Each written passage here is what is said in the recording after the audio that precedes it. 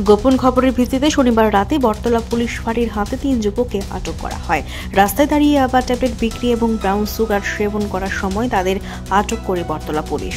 ধৃতরা হল সুমন ঘোষ, সহদেব দেবনাথ, অঙ্কিত দেব। পরবর্তীতে তাদেরকে আগরতলা পশ্চিম থানায় নিয়ে আসা হয়। ব্রাউন সুগার এবং ইয়াবা ট্যাবলেটের বাজার মূল্য আনুমানিক 50,000 টাকা হবে বলে জানান থানার ওসি পরিতোষ দাস। আমাদের কাছে একটা ইনফরমেশন ছিল, ওসি বটতলা টিওপি শুভজিৎ এসআই শুভজিৎ দেবের কাছে একটা ইনফরমেশন আসে যে কিছু ইয়ং ছেলে নার্কোটিক ড্রাগস বিক্রি করছে বটতলা মার্কেটে।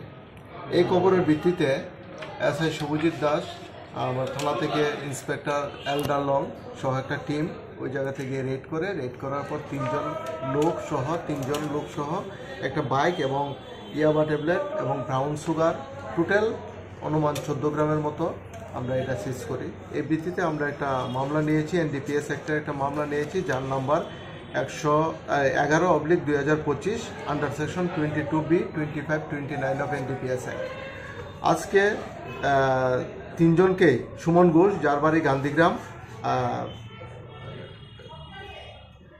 সহদেব দেবনাথ হাফানিয়া, আর Ankit Deb modern club Nagerjala modern club, তাদের 3 জনকে আজকে আমরা পুলিশ রিমান্ড চেয়ে আদালতে প্রেরণ করছি।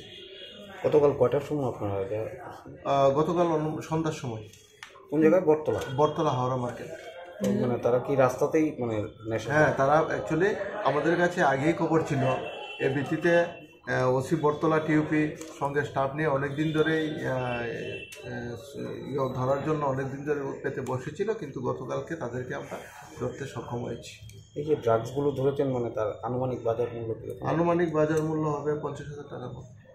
সঙ্গে কি পেয়েছে? তাদের সঙ্গে ব্রাউন সুগার, ইয়াবা ট্যাবলেট, মোবাইল আর একটা বাইক।